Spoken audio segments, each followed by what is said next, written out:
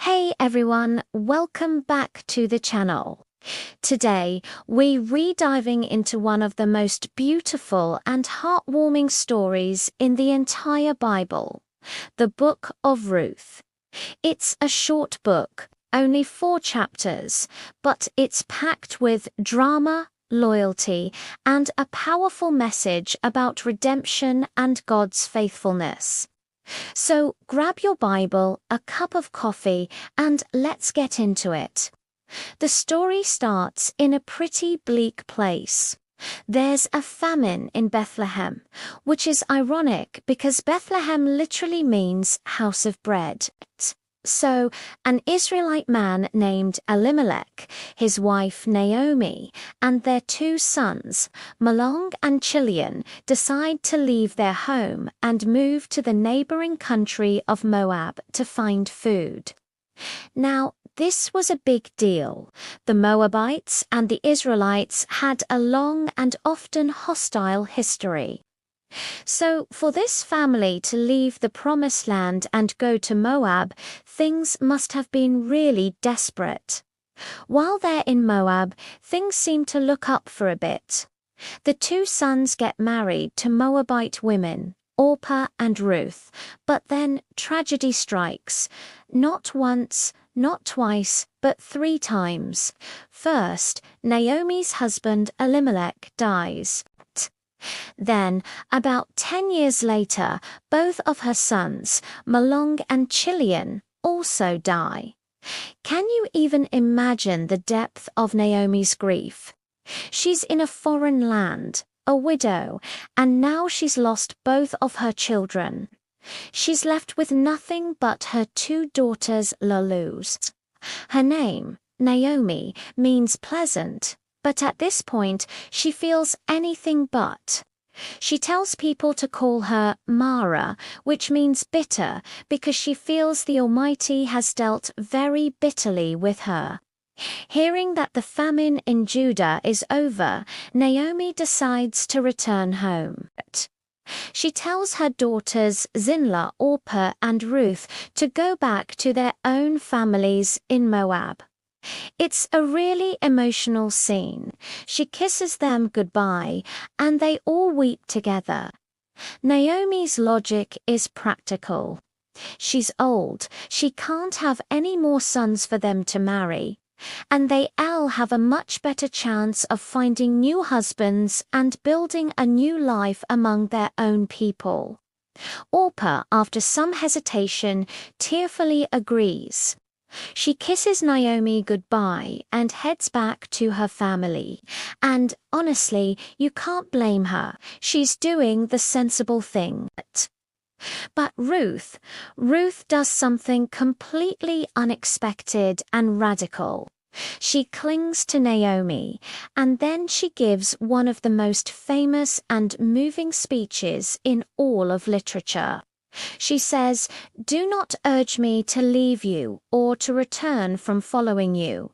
For where you go, I will go, and where you lodge, I will lodge.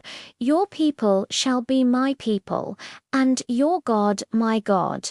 Where you die, I will die, and there will I be buried. May the Lord do so to me, and more also, if anything but death parts me from you." Wow, just take a moment to absorb that. Ruth, a Moabite woman, is choosing to leave her home, her family, her culture, and her gods to follow her aging. Destitute mother-in-law back to a land where she will be a foreigner and likely face prejudice.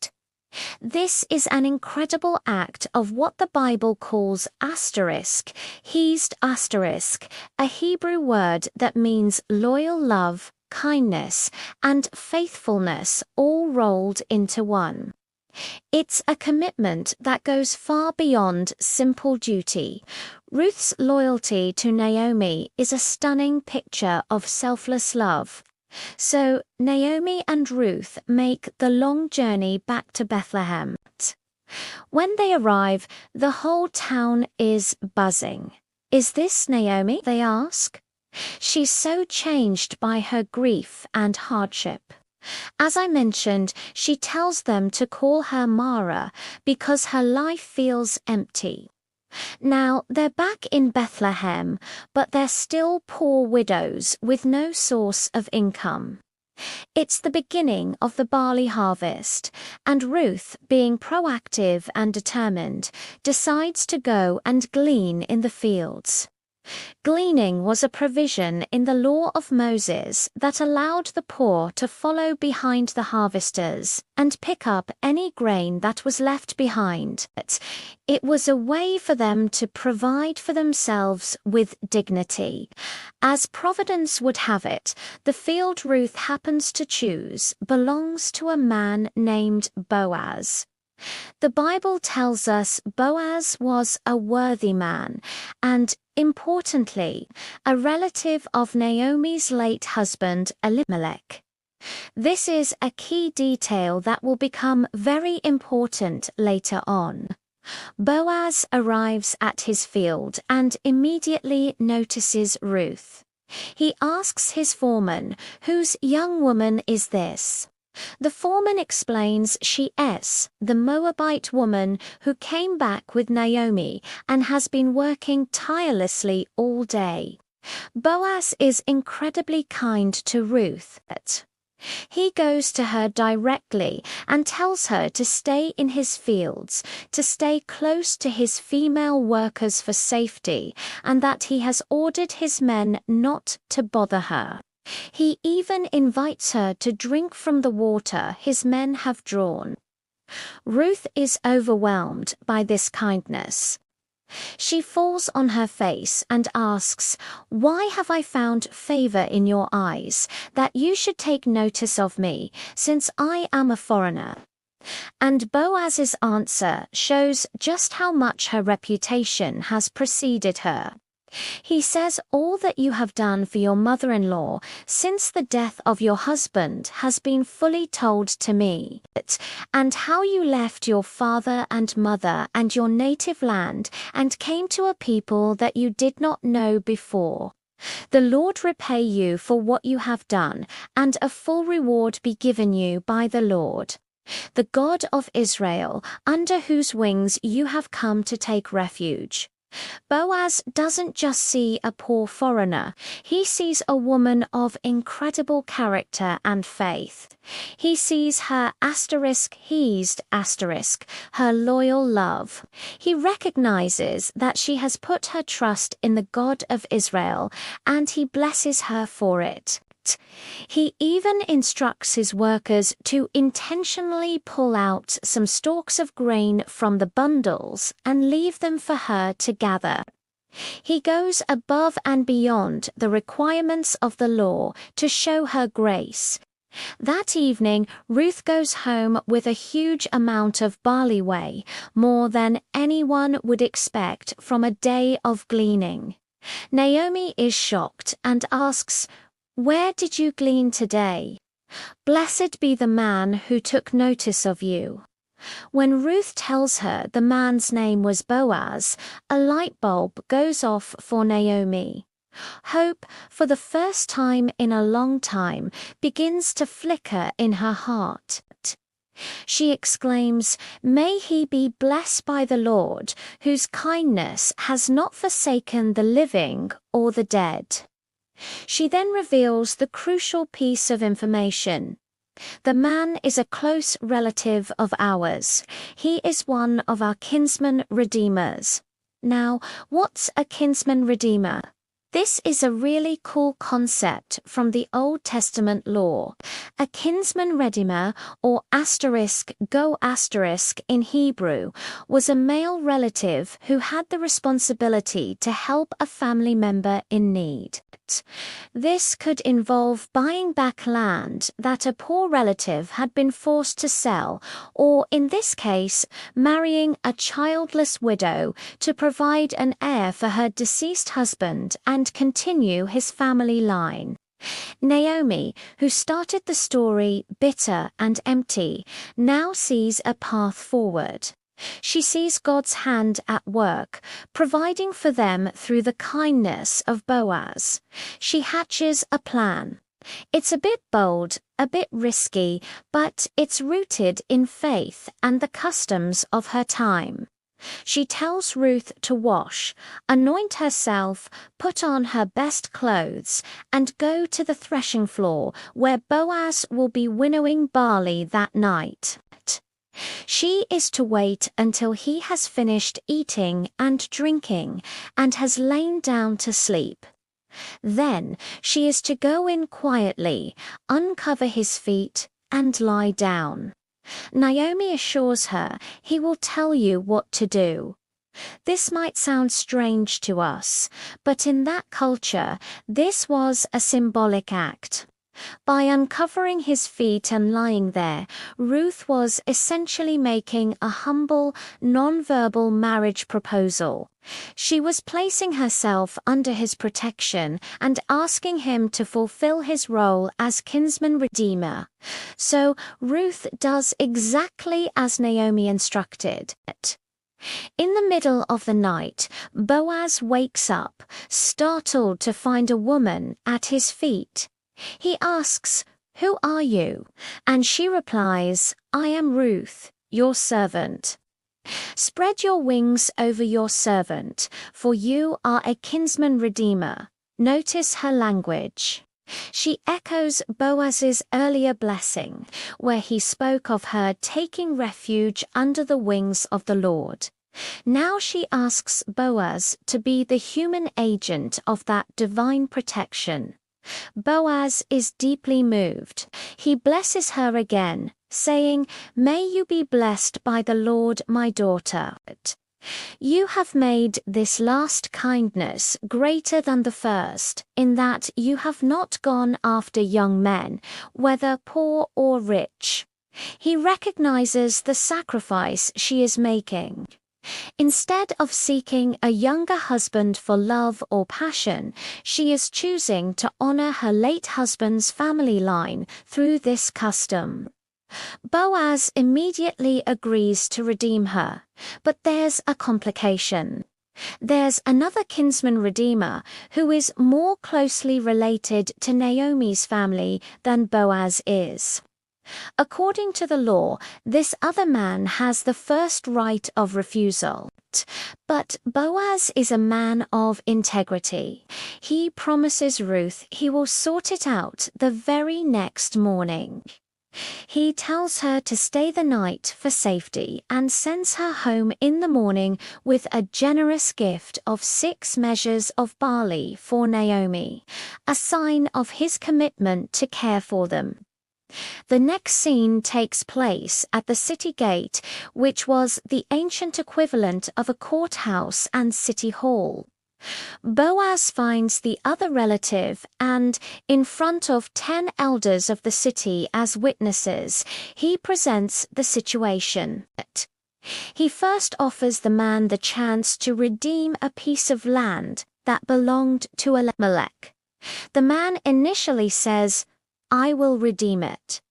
But then Boaz adds the crucial condition, "The day you buy the field from the hand of Naomi, you also acquire Ruth the Moabite, the widow of the dead, in order to perpetuate the name of the dead in his inheritance."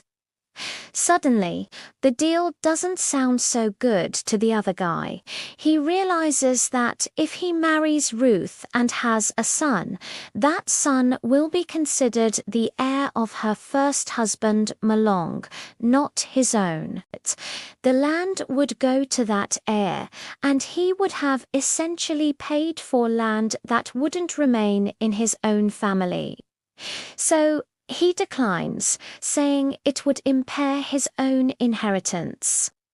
He takes off his sandal and gives it to Boaz, which was the customary way of sealing a legal transaction. And just like that, the way is clear for Boaz. He declares to the elders and all the people that he has acquired all that belonged to Elimelech, Chilion, and Malong, and that he is taking Ruth the Moabite as his wife to continue the name of the dead.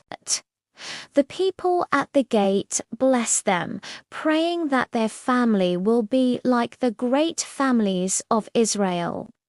So Boaz marries Ruth. And the story that began with famine and death now ends with abundance and new life. Ruth gives birth to a son, and the women of the town rejoice with Naomi. They say, "Blessed be the Lord, who has not left you this day without a kinsman redeemer. He shall be to you a restorer of life and a nourisher of your old age.